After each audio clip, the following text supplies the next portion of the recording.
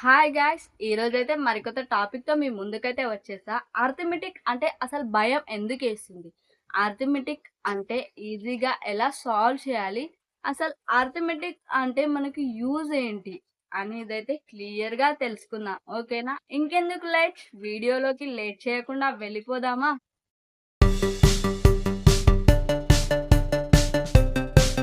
చాలా మందికి అర్థమెటిక్ అంటే చాలా కష్టంగా ఉంటుంది. దానికి మెయిన్ రీజన్స్ ఏంటో కూడా తెలుసుకుందాం. అలాగే మ్యాథ్స్‌ని ఎలా స్పీడ్ అండ్ అక్యురసీతో ప్రాక్టీస్ చేయాలో కూడా తెలుసుకుందాం. సో, వీడియోని స్కిప్ చేయకుండా చూడండి. అయితేనే మీకు క్లారిటీ అనేది వస్తుంది. మ్యాథ్స్‌ని ఎలా ప్రాక్టీస్ చేయాలి, ఏంటి అనేది. ఓకేనా? వీడియోని ముందుగా చూసే ముందు లైక్ చేయండి. అలాగే ఛానల్‌ని సబ్స్క్రైబ్ చేసి పెట్టుకోండి గాయ్స్. ఫస్ట్ మనం తెలుసుకోవాల్సింది ఏంటి? అసలు అర్థమెటిక్ అంటే ఏంటి అని. అర్థమెటిక్ అంటే ఏంటి? నంబర్స్‌తో క్యాలిక్యులేషన్ చేసే ఒక బేసిక్ మ్యాథ్స్. ఏంటి? నంబర్స్‌తో క్యాలిక్యులేషన్ చేసే ఒక బేసిక్ మ్యాథ్స్‌నే మనం అర్థమెటిక్‌గా ట్రీట్ చేసాం. For example divisions, multiplications, additions and subtractions ఇవన్నీ అయితే మ్యాథ్స్ బేసిక్ లెవెల్స్‌లోకైతే వస్తాయి. బట్ కాంపిటేటివ్ ఎగ్జామ్స్‌లో ఏమడుగుతారు? Profit, loss, percentages, simple interest, compound interest, time and work, speed and time ఇలాంటి టాపిక్స్ అయితే అడుగుతూ ఉంటారు. అవునా? ఇప్పుడు అసలు అర్థమెటిక్ అంటే భయం ఎందుకు వేస్తుంది అనే అయితే తెలుసుకుందాం. ఓకేనా? చాలా మంది స్టూడెంట్స్ కి అర్థమెటిక్ అనేది కష్టంగా అనిపించడానికైతే మెయిన్ 4 రీజన్స్ ఉన్నాయి. సో, నంబర్ 1 క్లియర్ గా కాన్సెప్ట్ ని అర్థం చేసుకోకపోవడం. అవునా?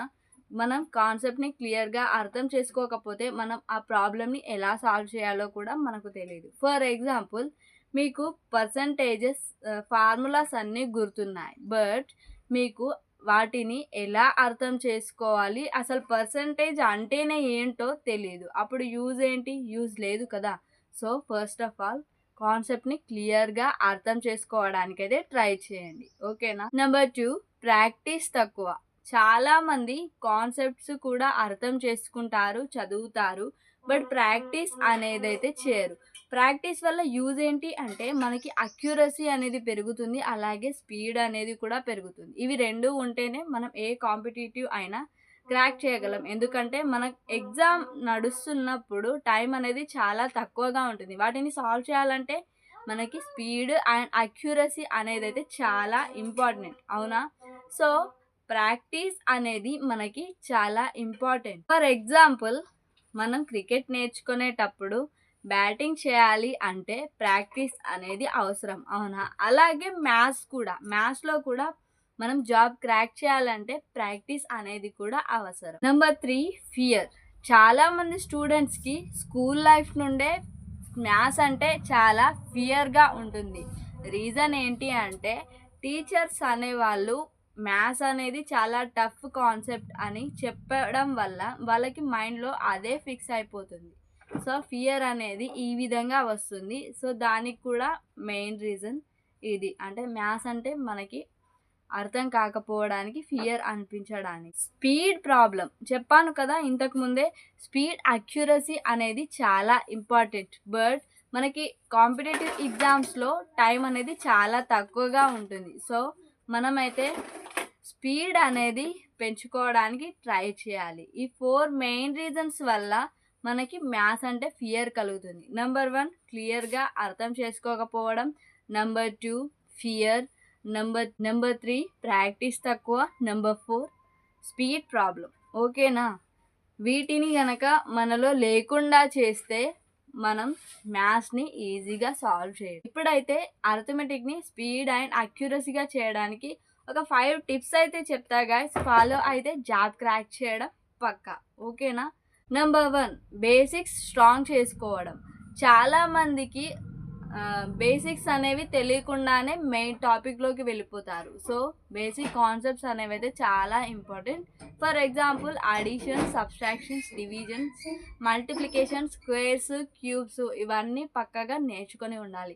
మనకి ఈ బేసిక్ లెవెల్స్ వస్తేనే మనమైతే కాంప్లెక్స్ ప్రాబ్లమ్స్ని కూడా సాల్వ్ చేయగలుగుతాం. టిప్ నెంబర్ 2, కాన్సెప్ట్స్ని క్లియర్గా అర్థం చేసుకోవడం. మనం ఏ కాన్సెప్ట్స్ అయినా క్లియర్గా అర్థం చేసుకుంటేనే ఆ ప్రాబ్లం సాల్వ్ చేయడానికైతే ట్రై చేస్తాం. ఫర్ ఎగ్జాంపుల్, ఇంతకుముందు చెప్పా కదా, పర్సంటేజెస్ గురించి నీకు ఫుల్గా ఫార్ములాస్ గుర్తున్నాయి, బట్ పర్సంటేజ్ అంటేనే తెలియకపోతే అది నేర్చుకొని కూడా లాభం లేనట్లు అయిపోతుంది, బుడిదలో పోసిన పన్నీర్ లాగే అయిపోతుంది. సో మనకి కాన్సెప్ట్ అర్థం చేసుకోవడం అనేది చాలా ఇంపార్టెంట్. నెంబర్ 3, డైలీ ప్రాక్టీస్ అనేది అయితే చాలా ఇంపార్టెంట్ గాయ్స్. చెప్పాను కదా, ఎప్పుడైనా కన్సిస్టెన్సీ అనేది ఫాలో అయితే మన ఎఫర్ట్స్ ఉంటే జాబ్ మాత్రం పక్కా అని.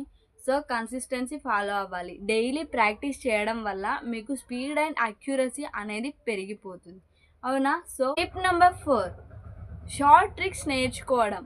మనకి కాంపిటేటివ్ ఎగ్జామ్స్లో ఫార్ములాస్ గుర్తుంచుకొని అది చేసి మనం సబ్స్టిట్యూట్ చేయడం కంటే షార్ట్స్ నేర్చుకోవడం అనేది మనకి చాలా హెల్ప్ చేస్తుంది. షార్ట్ కట్ ప్రాబ్లమ్స్ చేయడం అనేది అయితే మనకి చాలా హెల్ప్ చేస్తుంది, టైం సేవ్ అవుతుంది. సో మీరు షార్ట్ కట్గా నేర్చుకోవడానికి ట్రై చేయండి. మీకు ఒక చిన్న స్టోరీ చెప్తా గాయ్స్. ఒక స్టూడెంట్ ఉండేవాడు స్కూల్లో. అతనికి మ్యాథ్స్ అంటే చాలా భయం. 10th క్లాస్లో ఫెయిల్ అయిపోయాడు. సో ఆ భయంతో తర్వాత అతను 10th అయితే అలా ఇలా క్లియర్ చేసేసి నెక్స్ట్ చేసేవాడు డైలీ మ్యాథ్స్ ప్రాక్టీస్ అనేది. అలా చేస్తూ చేస్తూ అతనికి కన్సిస్టెన్సీ ఫాలో అవ్వడం వల్ల స్పీడ్ అండ్ అక్యురసీ అయితే అయ్యి అతను బ్యాంక్లో క్రాక్ చేశాడు జాబ్ అనేది.